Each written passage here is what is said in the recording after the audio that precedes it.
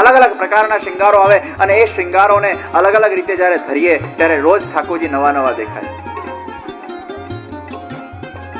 તમે મર્યાદા માર્ગના મંદિરમાં જશો ને, ભગવાન એક જેવા લાગશે. સવારે જ જોયું હોય એ સાંજે. અને પુષ્ટિ માર્ગની હવેલીમાં જશો ને, ઠાકોરજીની અલગ અલગ અદા દેખાશે. સવારે જાઓ ત્યારે કપડા હોય નહીં, વસ્ત્ર હોય નહીં, મંગળા દર્શન. શિંગારમાં જાઓ એટલે શિંગાર કરેલા દર્શન હોય. રાજભોગમાં જાઓ એટલે ખનપાટ ચોકી વાળા દર્શન હોય. પાછા સાંજે શયનમાં જાઓ નાઇટ સૂટમાં, ઠાકોરજી ઓળવા જાય છે, नाइट सूट में दर्शन आपका हो. इसलिए हमारे प्रभु वो नंदालय में विराजते हैं, वो अपने घर में विराजते हैं.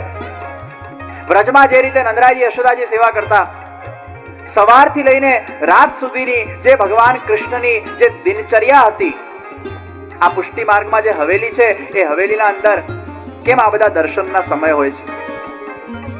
घणा लोको के आ 24 कलाक खुला होय तो शुं वांधो छे दर्शन. आ बधी समयनी मर्यादाओ होय, समयनुं बंधन होय. बहार तो बधी जग्याए खुल्ला ज होय. आ तो टाइम पर जवानुं, समय करवानुं, आ छे ते छे, आ बधुं केम?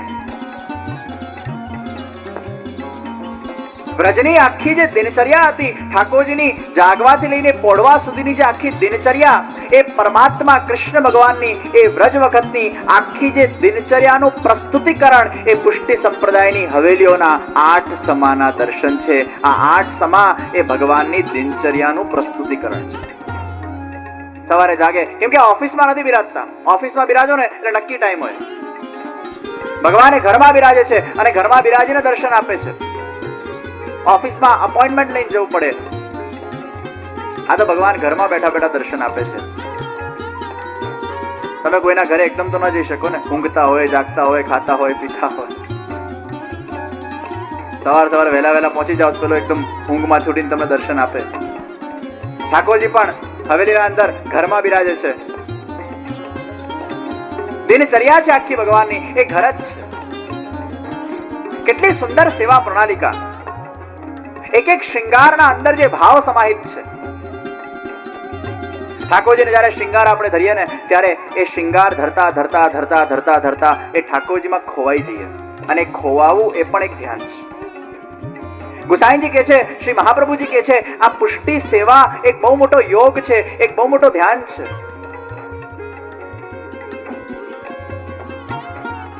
આ કેવી રીતે ધ્યાન છે? આટલા નાના બાલકૃષ્ણલાલ હોય ને, અને આ નાના બાલકૃષ્ણલાલ ને જ્યારે તમે ઉત્સવના શ્રૃંગાર કરો ત્યારે ઉત્સવના શ્રૃંગારના અંદર એટલા ભારે શ્રૃંગાર થાય. આજુબાજુ બાતી લગાડવામાં આવે. આટલું નાનું મસ્તક હોય, એ મસ્તક ઉપર પાછા કુલેર ધરવાની, એના ઉપર પાછું લડો ધરવાની, એના ઉપર પાછી જોડ ધરવાની, એમાં પાછી બીજી લડ આવે, એમાં પાછી સિસફૂલ ધરવાનું, અને એ આખા ઝીણા ઝીણા ઝીણા ઝીણા ઝીણા ઝીણા શ્રૃંગારના અંદર આખા શ્રીઅંગમાં શ્રૃંગાર થાય, ગાદીમાં શ્રૃંગાર થાય. એ શ્રૃંગાર કરતા કરતા કરતા કરતા કરતા જો એમાં કોન્સન્ટ્રેશન ભંગ થાય, આમ તેમ બધી માળાઓ વળી થાય, પડે. મહાપ્રભુજી કહે છે કે શ્રૃંગાર કરતા કરતા પણ એટલું બધું એકાગ્રતા અને કોન્સન્ટ્રેશન જોઈએ, અને એ કોન્સન્ટ્રેશનના અંદર પ્રભુના શ્રૃંગાર કરતા કરતા પ્રભુમાં ડૂબી જવું, એ ધ્યાન છે. એ ધ્યાન છે.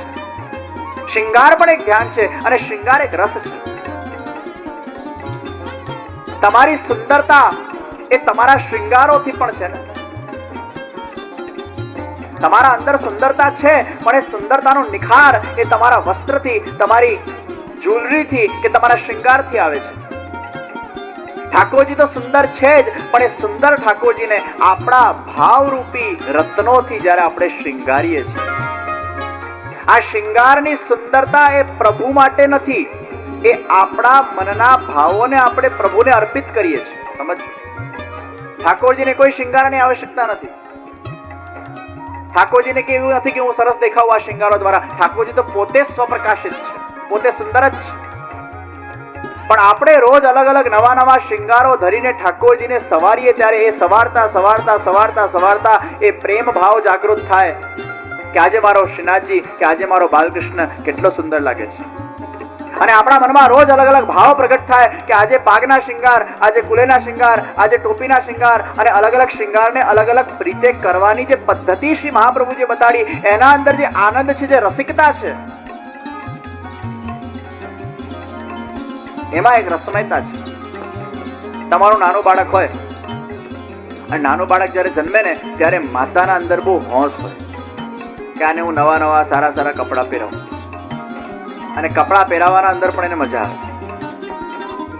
હવે કપડાં પહેરાવવાની જે પ્રક્રિયા છે, પછી એને ચોટી કરવાની જે પ્રક્રિયા છે, પછી એને શૃંગાર કરવાની જે પ્રક્રિયા છે, અને જ્યારે આખો બાળક સંપૂર્ણ રીતે તૈયાર થઈ જાય સ્કૂલ જવા માટે, કેમ કે શરૂઆતમાં તૈયાર સ્કૂલ જવા માટે જ કરાવે નાનું બાળક.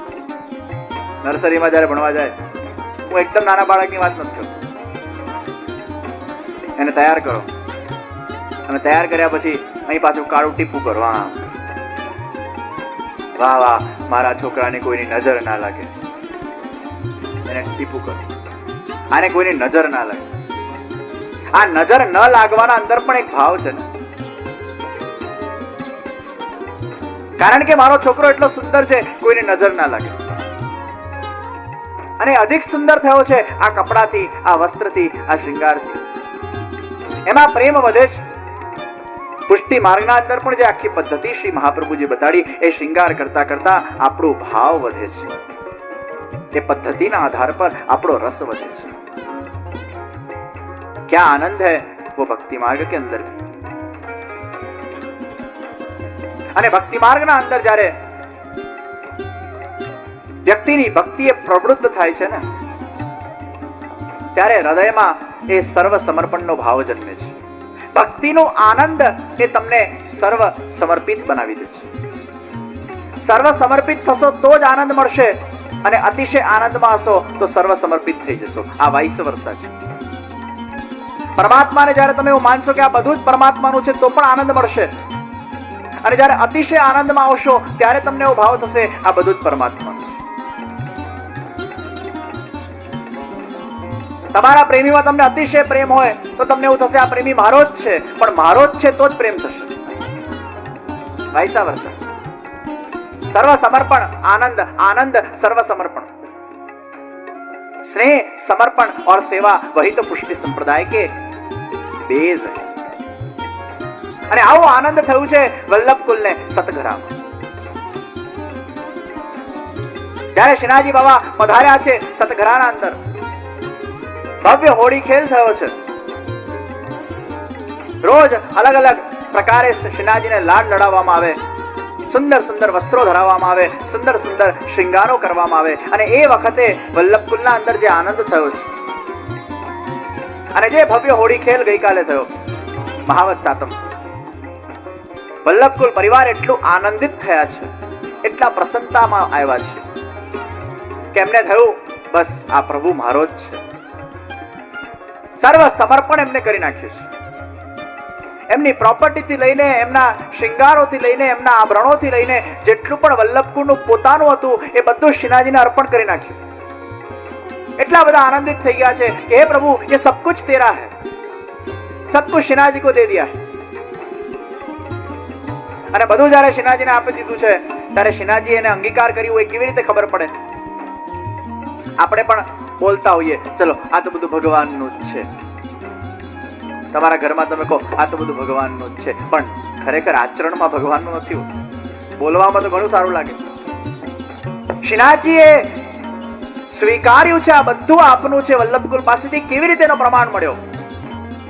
જ્યારે બધા જ આભરણો એ વખતે કાઢીને જ્યારે એ સાત લાલજીઓએ શ્રીનાથજીને ચરણોમાં ધરી દીધા છે, ત્યારે એક નાના બેટીજી હતા, એ બેટીજીની નાકમાં એ નથણી રહી ગયેલી, એક વાડી રહી ગયેલી.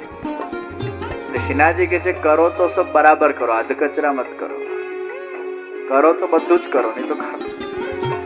નાની પેલી બેટીજીને બોલાવ્યા, એ બેટીજી પાસે આવો, આ તારા નાકમાં જે નાની પેલી સોનાની નથણી રહી ગઈ છે એ પણ કાઢ. એક કાઢી એટલે વલ્લભકુલને વિશ્વાસ થયો કે અમારા દ્વારા અપાયેલું બધી જ વસ્તુ એ શ્રીનાથજીએ અર્પણ સ્વીકાર્યું છે. સામેથી માંગ્યું ને એટલે સ્વીકાર્યું, આ પ્રમાણ આપ્યો અને સર્વ समर्पण कर दिया है वल्लभकुल उस वक्त श्रीनाथ जी के चरणारविंदों के अंदर. बहुत आनंदित हुए हैं. એ આનંદના દિવસો ક્યાં ચાલ્યા ગયા? કેટલા બધા દિવસો વીતતા ગયા. એક બાજુ વલ્લભકુલ સાથે રહેવાનો આનંદ છે, પણ બીજી બાજુ હવે એક ગમ થઈ રહ્યો છે અમારા શ્રીનાથજી બાવાને. એક ગમ શેનું છે? આ બાજુ વ્રજવાસીઓ બધા દુઃખી થઈ રહ્યા છે. એક બાજુ શ્રીનાથજી બાવા એ વલ્લભકુલ સાથે પ્રસન્ન તો થઈ રહ્યા છે, પણ બીજી બાજુ શ્રીનાથજી બાવા વગર ત્યાં વ્રજવાસીઓ દુઃખી થઈ રહ્યા છે. જતીપુરાના અંદર અચાનક શ્રીનાથજી પધારી ગયા છે સતગરા, અને જે વ્રજવાસીઓનો નિયમ હતો કે શ્રીનાથજીના દર્શન કર્યા વગર ભોજન પણ નહીં કરવું, એવા વ્રજવાસીઓની એ વખતે શું દશા થઈ હશે? એકવાર શ્રીનાથજીએ કીધું गिरधरजी ने, कह रहे गिरधरजी बस अब मुझे वापस ले चलो जतीपुरा. ત્યારે गिरधरजी बोला, अरे प्रभु अभी तो आप पधारे हो, कुछ और दिन रुको, कब वापस कब पधारोगे आप कौन जाने. પધાર્યા છો તો હવે આપ રોકાઈને જ જાઓ થોડા વધારે દિવસ. ઘણીવાર આપણને થાય કે આપણા જીવનમાં જ આવા બધા પ્રોબ્લેમ્સ આવતા હશે, પણ ભગવાનના જીવનમાં પણ આવતા હોય છે. ઘણીવાર એવું થાય ને કે એક બાજુ ખુશી છે અને બીજી બાજુ દુઃખ છે. અને આ પ્રોબ્લેમ માણસ ક્યારે ફેસ કરે છે? જ્યારે બંને સમાન વ્યક્તિ આપણા સામે ઉભા હોય ને. કોઈકને સારું લગાડવા જઈએ, પેલાને ખોટું લાગે, આને સારું લગાડવા જઈએ, આને ખોટું લાગે. હવે કરવું શું? અને આ મરો ખબર છે કોનો થાય? આ મરો અક્ષર પતિઓનો થાય. કોના વચ્ચે? સાસુ ને વહુ વચ્ચે. સાસુને ખુશ કરવા જાય ને ક્યાંક વહુને ખોટું લાગે, ને વહુને ખુશ કરવા જાય નહીં ખોટું લાગે. આ મરો પતિનો થાય, અને એમાં દુવિધા મેં દોરો ગઈ ને માયા મિલી ન રામ. એમાં દુવિધા કોને સવારે? સાસુ પણ, અરે પત્ની પણ એટલી જ પ્રિય છે અને માં પણ એટલી જ પ્રિય છે. એક બાજુ માં, એક બાજુ વહુ. સાસુ ની માં ભૂલ થઈ ગઈ. એક બાજુ માં, એક બાજુ એની પત્ની.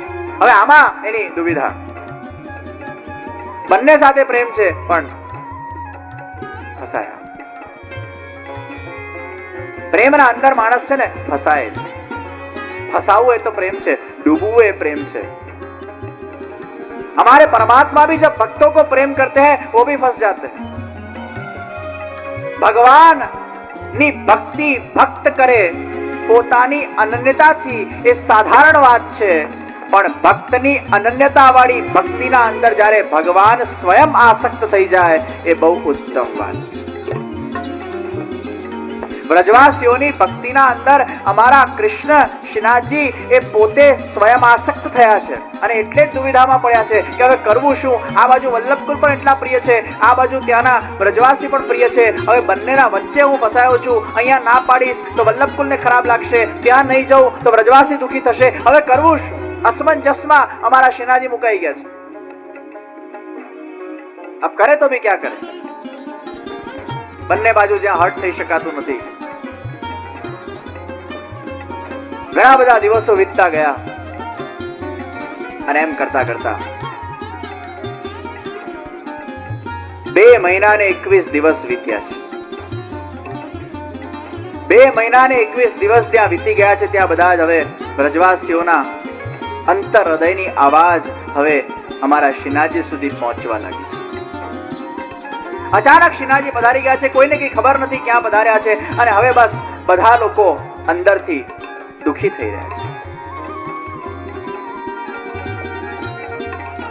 નિયમ હતો દર્શન વગર ભોજન નહીં કરવું. એ ભોજન પણ એ લોકોને ભાવતું નથી, એ જલ પણ એ લોકોને ભાવતું નથી, કારણ કે એમના ભાવતા વ્યક્તિ ત્યાં છે. તમારું ભાવતું વ્યક્તિ જ્યારે તમારાથી નારાજ થાય, દુઃખી થાય કે દૂર થાય, ત્યારે અમુક દિવસ એ ભોજન ભાવતું નથી, કેમ કે તમારું ભાવતું વ્યક્તિ છે. खो गए हैं ब्रजवासी श्रीनाथ जी की उस भक्ति के अंदर, उस भक्ति की चरम सीमा के ऊपर वो पहुंचने वाले हैं. श्रीनाथ जी के सिवाय उनका अब कुछ लक्ष्य नहीं है. એમને ભોજન જોઈતું નથી, જલ જોઈતું નથી, બસ અત્યારે તો એમની આંખને કેવલ શ્રીનાથજીની તરસ છે. આંખમાં શ્રીનાથજીના દર્શનની તરસ. 2 મહિના ને 21 દિવસ વીત્યા પછી નરસિંહ ચતુર્દશીનો એ દિવસ આવ્યો છે, અને એ દિવસે રજવાસીઓ અતિશય પુકારી રહ્યા છે. ચતુર્ભુજ દાસજીએ ગાયું છે, હે ગોવર્ધનવાસી તમારા વગર હવે રહેવાતું નથી. આ બાજુ બધા જ વ્રજવાસીઓએ રુદન કર્યું છે અને અહીંયા શ્રીનાથજી બાવાને એ રુદનની અવાજ પહોંચી છે. શ્રીનાથજી બાવાએ આજ્ઞા કરી છે ગોવર્ધનને, ગિરધરજીને કે કાકાજી ગુસાઈજી કદાચ પ્રવાસ પરથી પધારતા હશે પાછા, અને જ્યાં પ્રવાસ પરથી પાછા પધારશે ને મને અહીંયા નહીં જુએ એમને ખેદ થશે. હે ગોવર્ધન, જલ્દી રથ કો તૈયાર કરો, અબ મેં આગે બઢુંગા.